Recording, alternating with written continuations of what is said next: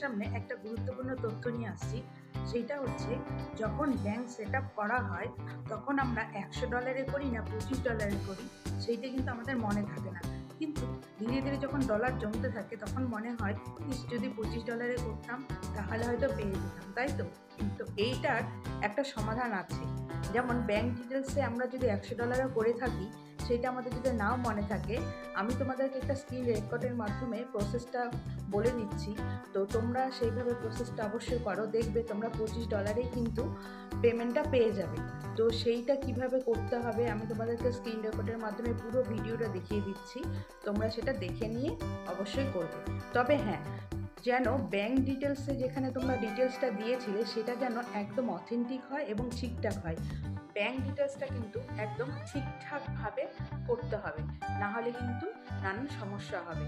তখন কিন্তু আরও মন খারাপ হবে, কেননা $25 বা $100 কমপ্লিট হয়ে যাবে, তারপরেও কিন্তু তোমরা পে পাবে না।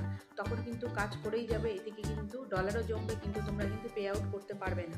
তো সেই ক্ষেত্রে যখন ব্যাংক ডিটেলসের সেট আপগুলো আসবে, সেইগুলো কিন্তু খুব ভালো করে একদম খুব সুন্দরভাবে ধীরে সুস্থে করতে হবে, নাহলে কিন্তু সমস্যা কিন্তু বাড়তেই থাকবে, কমবে না। আর প্রথমে তোমরা $100 করেছো না $25 করেছো, সেই সেট আপটা তোমাদেরকে দেখিয়ে দিচ্ছি কিভাবে করতে হবে। আর ব্যাংকের যে অ্যাকাউন্ট নাম্বারটা আছে সেইটা কিন্তু খুব সুন্দর করে তোমাদেরকে কিন্তু ওখানে কিন্তু পুট করতে হবে, নাহলে কিন্তু একটু ভুলভাল হলে কিন্তু হবে না, তোমরা সেটা সবাই জানো।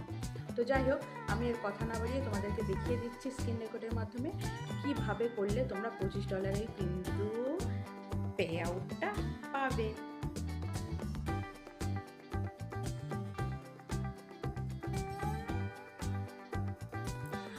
প্রথমে তোমার ফেসবুক অ্যাকাউন্টটা ওপেন করতে হবে, তারপরে প্রফেশনাল ড্যাশবোর্ডে গিয়ে ক্লিক করতে হবে। ক্লিক করার পরে দেখবে যে নিচের দিকে তোমাদের যে পে আউট অপশানটা আছে সেখানে এসে তোমাকে ক্লিক করতে হবে। যেখানে পে আউটটা আছে এখানে তোমাকে ক্লিক করতে হবে। হয়ে গেল। করার পরে উপরের দিকে একটা সেটিংস টাইপের আছে, তো ওইখানে গিয়ে তোমাকে ক্লিক করতে হবে।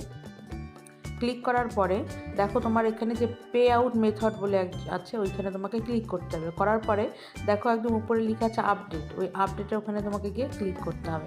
করার পরে তোমাদেরকে এখানে কিন্তু চুজ করার অপশান দিয়ে দিবে যে ব্যাঙ্ক ট্রান্সফার মানে $25, ওয়ার ট্রান্সফার মানে $100, লিঙ্ক ইউর পেয়েবল অ্যাকাউন্ট। তো ব্যাঙ্ক ট্রান্সফার যেহেতু আমরা $25 দেখবো, সেহেতু এখানে ব্যাঙ্ক ট্রান্সফারে ক্লিক করব। করার পরে দেখো তোমাদেরকে কিন্তু এখানে কিন্তু পরপর স্টেপগুলো দেখিয়ে দিচ্ছে। হ্যাঁ, যে তোমার নাম, লাস্ট নেম, ফার্স্ট নেম এবং কি তোমার হচ্ছে আইএফসি কোড এবং ব্যাংকের হচ্ছে অ্যাকাউন্ট নাম্বার। এখানে কিন্তু অনেকে আবার হচ্ছে $100 সেটিংস করতে চাইলে পারবে। যেখানে কেউ যদি $100 করতে চায় তাহলে ওয়ার ট্রান্সফারে কিন্তু করতে পারবে। তো ব্যাঙ্ক ট্রান্সফারে যেহেতু আমরা করব মানে $25, তো ওখানে আমি ক্লিক করার পরে এরকম একটা ঘর আসবে। তো এখানে কিন্তু তোমার ফার্স্ট নেম মানে তোমার নামটা দিতে হবে, লাস্ট নেম মানে তোমার টাইটেলটা দিতে হবে এবং আইএফসি কোড এবং ব্যাংকের যে অ্যাকাউন্ট নাম্বার সেটা কিন্তু খুব ভালো করে দিতে হবে। এইভাবে কিন্তু আমাদেরকে খুব ধীরে ধীরে করতে হবে। কেউ যদি মনে করো $100 করবে তাহলে কিন্তু ওয়ার ট্রান্সফারে করতে পারবে। তো এইভাবে যখন এটা পুরো কমপ্লিট হয়ে যাবে, তারপরে দেখো তোমাদেরকে আমি দেখিয়ে দিচ্ছি যে অনেকে ওয়ার ট্রান্সফারে করতে পারো মানে $100। অনেকের ইচ্ছে থাকে যে আমি অনেক ডলার জমবে তারপরেই আমি হচ্ছে তুলবো, সেটাও হতে পারে। তো তারপরে দেখো যে নিচে লেখা আছে লিঙ্ক পে আউট মেথড, তারপরে এখানে ক্লিক করলে কিন্তু তোমার কাজটা কমপ্লিট হয়ে গেল।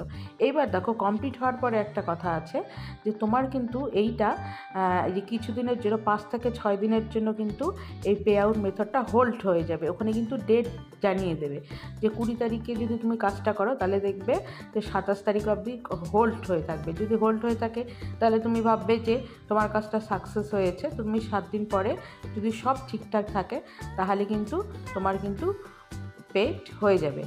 তো এইভাবে কিন্তু তোমরা করবে। দেখো যে উপরে কিন্তু লেখা থাকবে before updating your pay out method, মানে